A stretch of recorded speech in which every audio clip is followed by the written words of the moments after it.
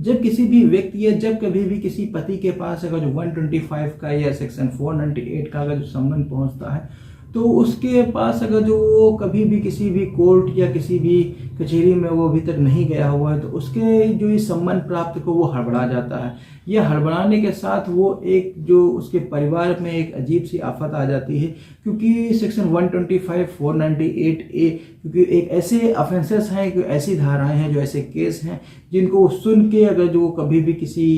जानकारी के साथ अगर जो नहीं है, तो वो किसी भी विपदा से उसके लिए कोई कम नहीं है। ऐसा ही एक हमारे पास जो कमेंट आया है, जो लोगों के द्वारा पूछा गया है, ऐसा ही कमेंट कई और लोगों के द्वारा बार बार पूछा जाता है, जिसको मैंने ये सोचा कि वीडियो के माध्यम से सभी लोगों को उत्तर मिल जाएगा। और वीडियो के माध्यम से मैं सभी को बताना चाहूँगा कि ऐसी इस स्थिति में अगर जो आपके पास ऐसा कोई सम्मान आता है, अगर जो कोई भी इस तरीके का जो कोई भी किसी भी बात का जो आप सम्मान प्राप्त करते हैं, तो सबसे पहले सर्वप्रथम किस स्थिति में आपको क्या करना चाहिए, ऑप्शन आपके पास क्या अवेलेबल होंगे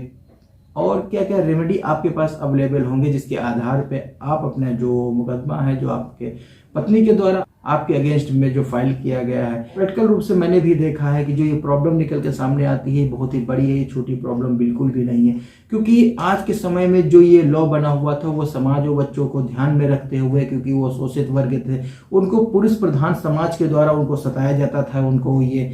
अलग अलग तरीके से उसको यातनाएं दी जाती थी। उन्हीं यातनाओं और इन्हों जो उनके विरुद्ध जो अपराध कारित किए जाते थे, इन्हीं को बचाने के लिए, इन्हीं को प्रोटेक्शन देने के लिए ऐसा ही कानून और ऐसा ही लॉ बनाने की आवश्यकता पड़ी हमारी भारतीय सरकारों के द्वारा। लेकिन अब जो परिस्थितियां हैं बहुत ही भयानक रूप लेती जा रही हैं, जिसको ये सोचना और ये समझ पाना बहुत ही अत्यंत जरूरी हो गया है। क्योंकि जब लॉ किसी को बनता है तो उसको यूजफुल होने के लिए होता है, लेकिन आज के समय में यूजफुल तो बहुत दूर की बात है, लेकिन ज़्यादातर महिलाएं, ज़्यादातर पत्नियां उसका मिसयूज करती हैं। क्योंकि लॉ बना है किसी और के लिए, किसी एक ऑब्जेक्ट को फुलफिल करने के लिए, वो ऑब्जेक्ट आपके पास नहीं भी अवेलेबल है, फिर भी इस तरीके के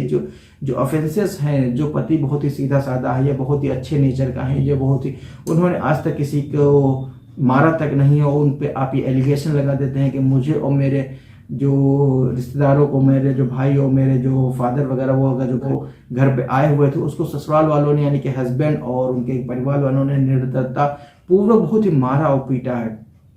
तो ऐसे इस स्थिति में आपको सबसे पहले क्या क्या कदम उठाने चाहिए, क्या रेमेडी अवेलेबल है आपके फेवर में, आपके लिए। अगर जो आपके पास सेक्शन 125 का जो सम्मन आता है या 498A के या सेक्शन 12 पे अगर जो आपके पास सम्मन आते हैं, आप रिसीव करते हैं, नो प्रॉब्लम, आप तो सम्मन रिसीव करिए। क्योंकि अंततः आपको जो ऑब्जेक्शन है आपको अपने जो वाद में प्रस्तुत करना ही। सबसे पहले ध्यान में रखने वाली जो बातें हैं, मैं वो आपको एक एक करके आपको मैं उसका वर्णन करना चाहूँगा। कि सबसे पहले अगर जो आपको ये देखना है कि जो आपकी पत्नी है वो कमाती है या नहीं कमाती है, उसके पास सोर्स ऑफ इनकम क्या है, किस स्थिति में वो आपके पास आई है और किस स्थिति में आपके पास गई थी। क्योंकि डिस्प्यूट जब अराइज होता है तो जब तक कि सही सलामत है, कोई भी डिस्प्यूट नहीं है, दोनों की रजामंदी में सब कुछ साथ में रह रहे हैं, तब तो कोई दिक्कत नहीं है। लेकिन अगर जो कहीं से झगड़ा शुरू होता है तो उस झगड़ा शुरू होने के उपरांत में सबसे पहले सर्वप्रथम एक ही ऑप्शन अवेलेबल रहता है पत्नी के पास, वो सबसे पहले भाग के अपने मायके चली जाती हैं या किसी अन्य स्थान पे चली जाती हैं। अगर जो कहीं उनका अलग से कहीं किसी के पास अगर जो उनका रिलेशन है, या वो किसी अडल्ट्री में रह रही हैं, या किसी अन्य थर्ड पर्सन के साथ उनके साथ अवैध संबंध है, तो वो वहाँ उस स्थान पे जा भी सकती है या किसी अन्य स्थान पे भी जा सकती हैं जहाँ पे उनका हित व्याप्त रहता है, क्योंकि उनको लगता है कि अब हमारा ससुराल में हित नहीं रह गया है। तो ऐसी स्थिति में अगर जो आपको सबसे पहले आपको प्रूफ करना पड़ेगा, आपको एविडेंस कलेक्ट करने पड़ेंगे कि आपकी जो पत्नी है वो काम करती है, यानी कि वो इनकम कर रही है और उनके पास समुचित सही रूप से एक पर्याप्त साधन है अपने आप को मेंटेन करने के लिए, और किसी भी अन्य प्रकार का उनका जो सहयोग है उनको देने की आवश्यकता बिल्कुल भी नहीं है, क्योंकि वो अपने रूप में और अपने आप में सही तरीके से सक्षम है अपने आप को मेंटेन करने के लिए। तो ऐसी इस स्थिति में फिर भी आपको ये परेशान होने की आवश्यकता नहीं है कि अगर जो आपकी पत्नी कमा रही है तो फिर आपको मेंटेनेंस देने की आपको आवश्यकता बिल्कुल भी नहीं है। बात करते हैं नेक्स्ट ग्राउंड पे। नेक्स्ट ग्राउंड ये आता है कि अगर जो आपकी पत्नी, आपको ये लगता है कि वो सेकंड वाइफ है और ये प्रूफ हो चुका है कि वो सेकंड वाइफ है, अगर जो है आपके पास एविडेंस अवेलेबल है कि वो सेकंड वाइफ है, तो ऐसी इस स्थिति में आप माननीय न्यायालय के समक्ष आप अपना ऑब्जेक्शन फाइल करिए। उसमें माननीय न्यायालय को ये बताइए कि जो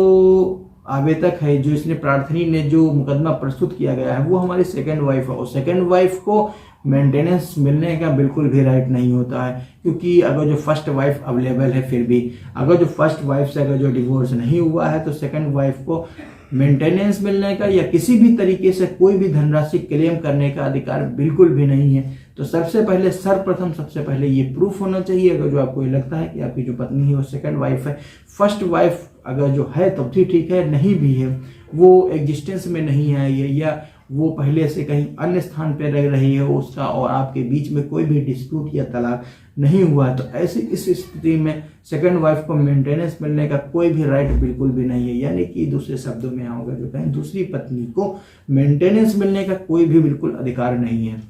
बात करते हैं नेक्स्ट ग्राउंड पे, बहुत ही इंटरेस्टिंग फैक्ट है, बहुत ही अच्छा ग्राउंड है जो कि अक्सर ही लोगों के द्वारा देखने को मिलता है। सर्वप्रथम आपने सबसे पहले देख लिया, आपकी पत्नी अगर जो इनकम में है तो वो मेंटेनेंस नहीं मिल सकता है उसको। अगर जो सेकंड वाइफ है फिर भी आपको ये लगता है उसको मेंटेनेंस नहीं मिल सकता है, तो इसमें पत्नियां एक नया गेम या नया तरीका अपनाती हैं। उसमें ये होता है कि जो आपके पास बच्चे हैं, दोनों के पास एक बच्चे हों या दो बच्चे हों, जो भी हों, उस पर हम डिस्कस नहीं करेंगे, लेकिन सबसे पहले मैं ये बताना चाहूँगा कि अगर जो आपके पास बच्चे हैं और वो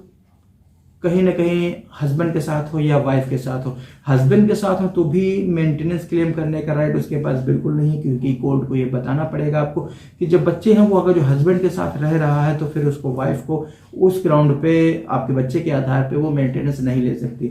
लेकिन अगर जो कभी कभी पत्नियां ये समझदारी कर जाती हैं कि अगर जो बच्चे को अपने साथ लेके चली जाती हैं तो खुद तो अपने नाम पे या अपने लिए मेंटेनेंस नहीं ले सकती, लेकिन बच्चे के नाम पर बच्चे के लिए मेंटेनेंस आपसे क्लेम कर सकती हैं। तो सबसे पहले इसमें सुप्रीम कोर्ट की कई गाइडलाइंस और कई ऑर्डर आ चुके हैं जिसमें ये क्लियरली मेंशन किया गया हुआ है कि बच्चे को मेंटेन करने के लिए जिम्मेदारी दोनों की है,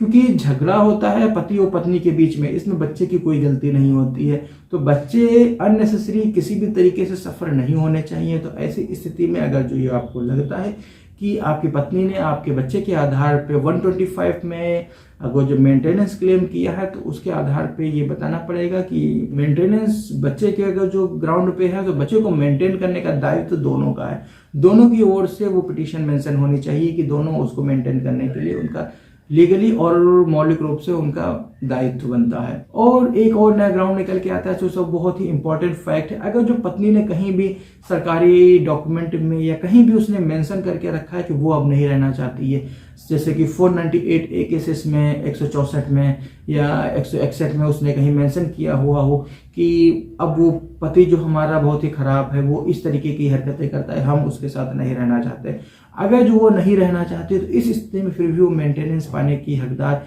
बिल्कुल भी नहीं रह जाती है, क्योंकि जो उसने कृत्य हैं वो किसी भी तरीके से पति को परेशान करने के लिए और उसके जो परिवार वालों को फंसाने के लिए, ऐसा अगर जो बयान उसने कहीं मेंशन कर दिया है तो ऐसी इस स्थिति में फिर भी उसको मेंटेनेंस देने के लिए आपके पास बाध्यता बिल्कुल भी नहीं रहती है। बात करते हैं एक नेक्स्ट ग्राउंड पे और भी निकल के सामने आते हैं जो कि प्रैक्टिकली जो समाज के द्वारा फेस किए जाते हैं, जैसा कि जो आपकी पत्नी इनकम करती है या वो कहीं एम्प्लॉयड है किसी भी फैक्ट्री में या किसी भी कंपनी में या कोई भी कुछ भी, अगर उसके पास पर्याप्त आय का साधन अगर जो है बना हुआ है तो उसका आपको प्रूफ माननीय न्यायालय के समक्ष प्रस्तुत करना होगा और माननीय न्यायालय को ये बिलीफ दिलाना पड़ेगा, यकीन दिलाना पड़ेगा कि जो आप कह रहे हैं, जो आपने फैक्ट और आपने जो ग्राउंड मेंशन करे हैं वो सत्य हैं और एवं बिल्कुल सही हैं। तो ऐसी इस स्थिति में फिर भी अगर जो आपको ये लगता है कि आपके पास साक्ष्य माननीय न्यायालय ने विचार नहीं किया है तो आपको अपनी पत्नी का अगर जो अवेलेबल हो पाते हैं साक्ष्य, वो साक्ष्य माननीय न्यायालय के समक्ष प्रस्तुत करने पड़ेंगे।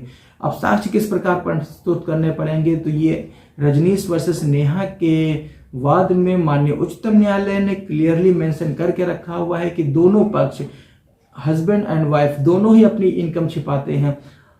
वाइफ जो है हस्बैंड की इनकम से उसको बढ़ा चढ़ा के लिखती है, हस्बैंड अपनी इनकम को छिपाने के लिए हर तरीके से सब कुछ प्रयास करते हैं। तो इन दोनों का हल निकालने के लिए उच्चतम न्यायालय ने ये गाइडलाइन दी है पैरा 72 में, उसमें एक क्लियरली मेंशन किया है कि दोनों पक्ष हस्बैंड एंड वाइफ दोनों एक एक एफिडेविट फाइल करेंगे, उसमें अपनी इनकम, अपनी जो लायबिलिटी और एसेट दोनों उसको डिस्क्लोज करेंगे, माननीय न्यायालय के समक्ष प्रस्तुत कराएंगे, जिससे कि माननीय न्यायालय को यकीन हो सके कि किसके पास कितनी आमदनी है, किसके पास कितने खर्चे हैं, ये सारे खर्चे और एफिडेविट उसको बताने पड़ेंगे। लेकिन एक चीज़ और है, जब कोई एफिडेविट पे कोई अपनी बात, कोई अपने फैक्ट अगर जो डिस्क्लोज करता है तो वो उससे मुकर बिल्कुल नहीं सकता। अगर जो फिर भी अगर जो उसने कोई गलत एफिडेविट दिया है तो सेक्शन 340 में आप उसको केस फाइल कर सकते हैं, जिसमें आप माननीय न्यायालय के समक्ष आप उसमें प्रस्तुत करेंगे कि ऐसा affidavit such and such person के द्वारा दिया गया है जो कि गलत है और बिल्कुल निराधार है, जिसपे विश्वास करने योग्य बिल्कुल कोई भी बातें नहीं है। तो ऐसी स्थिति में फिर भी अगर जो माननीय न्यायालय के समक्ष ऐसा तथ्य आता है तो माननीय न्यायालय अगर जो चाहे तो उस पर आपके तथ्य पे विचार करते हुए जो पत्नी है उसने अपने जो इनकम अगर जो उसने छिपाई है तो उसमें उसके फेवर में या जो उसका जो बना हुआ होगा, जो उसमें उसकी इनकम आती होगी किसी बैंक अकाउंट में आती होगी, तो बैंक अकाउंट का पिछले 1 ईयर का उसको स्टेटमेंट माननीय न्यायालय के समक्ष प्रस्तुत करना पड़ेगा, जिसमें उसको ये सारे तथ्य और सारे फैक्ट डिस्क्लोज करते हुए माननीय न्यायालय के समक्ष उसको प्रस्तुत करना पड़ेगा। और एक तथ्य और निकल के सामने आता है जो बहुत ही इंटरेस्टिंग फैक्ट निकल के आता है कि जिसमें ये दिखाती हैं महिलाएं जो कि पत्नी की हम अपने घर में रह रहे हैं या अपने मायके में रह रहे हैं या कहीं भी रह रहे हैं, पति ने हमको अपने घर से मार पीट के निकाल दिया है, वो उनको रहना नहीं देना चाहता, तो जाहिर सी तौर पे वो रहे तो अपने मायके में रह रही होती है, लेकिन दिखाती हैं कि हम अपने रेंट पे रह रहे हैं, रेंट का इतना इतना खर्चा जा रहा है, तो ये सारा खर्चा भी हस्बैंड से क्लेम करना चाहती। तो मैं उससे बताना चाहूँगा कि अगर जो कोई पत्नी अगर जो रेंट पर रह रही है तो उसको रेंट का एग्रीमेंट माननीय न्यायालय के समक्ष प्रस्तुत करना होगा। अगर जो वो माननीय न्यायालय के समक्ष ऐसा रेंट एग्रीमेंट प्रस्तुत नहीं कर पाती हैं और ऐसा ही तथ्य और ऐसे फैक्ट अगर जो माननीय न्यायालय के समक्ष नहीं प्रस्तुत कर पाते हैं तो ऐसी इस स्थिति में जो पत्नी है वो गुजारा भत्ता यानी कि मेंटेनेंस पाने की अधिकारी बिल्कुल भी नहीं है। और साथ में एक चीज़ ये भी क्लेम कर लेती हैं कि मुझे इतना अमाउंट यानी कि 10 लाख या 40 लाख जो हस्बैंड कमाता है उसमें से मुझे 70,000 या 30,000 या 50,000 जो मिलना चाहिए, लेकिन उसका डिस्क्लोज नहीं करती हैं कि इतना अमाउंट मुझे क्यों चाहिए, क्या क्या हमारे पास खर्चे हैं, क्या क्या हमारे पास जो लाइबिलिटी हैं, कहाँ कहाँ हम इनको खर्चा करेंगे, ये नहीं बताती हैं। तो ऐसी इस स्थिति में अगर जो ये सब बताने से ये सारे फैक्ट अगर जो डिस्क्लोज करने में वो फेल रहती हैं, माननीय न्यायालय ऐसी परिस्थिति में मेंटेनेंस का ऑर्डर आपकी पत्नी के फेवर में बिल्कुल भी पास नहीं करेगी। फिर भी माननीय न्यायालय के पास ये ऑप्शन अवेलेबल रहता है कि अगर जो ऐसी इस स्थिति में अगर जो वाइफ यानी कि पत्नी अपने सारे तथ्य अपने सारे फैक्ट अगर जो माननीय न्यायालय के समक्ष नहीं प्रस्तुत कर रही है या नहीं उसको शो करनी चाह रही है, तो ऐसी इस स्थिति में जो हस्बैंड है वो माननीय न्यायालय के समक्ष प्रार्थना पत्र प्रस्तुत करके माननीय न्यायालय से ये रिक्वेस्ट कर सकते हैं कि पत्नी का उसका जो ब्यौरा है वो तलब कर लिया जाए कि वो किस इनकम पे, किस आधार पे और कौन से फैक्ट के आधार पे इतना अमाउंट वो क्लेम कर रही है कि मुझे हस्बैंड की इनकम से जो 10 लाख या 5 लाख या 15 लाख जो भी कमाता है उसको मुझे 30 लाख या 40 लाख या 50 लाख रुपए मंथली देना चाहिए। लेकिन वो ये नहीं बता पाते हैं कि ऐसा अमाउंट, ऐसा जो इनकम वो कहाँ से खर्चा करेंगी, किस प्रकार खर्चा करेंगी, उनके खर्चे क्या हैं, ये सारे ब्यौरा माननीय न्यायालय के समक्ष उपलब्ध कराना होगा। अगर जो ऐसा तथ्य, ऐसे फैक्ट अगर जो आपकी पत्नी अगर जो ऐसा प्रस्तुत करने में फेल रहती है, नहीं प्रस्तुत कर पाती है, तो ऐसी इस स्थिति में माननीय न्यायालय आपके जो पत्नी के फेवर में मेंटेनेंस का ऑर्डर बिल्कुल भी पास नहीं करेगी। आज का वीडियो यहीं तक ही है, इतना ही है। मिलते हैं किसी और एक वीडियो में एक नई जानकारी के साथ, एक नया वीडियो में चर्चा करेंगे एक नई जानकारी पर। तब तक के लिए हंसते रहिए, मुस्कुराते रहिए और हाँ, वीडियो अंत तक देखने के लिए प्रेम पूर्वक धन्यवाद। जय हिंद।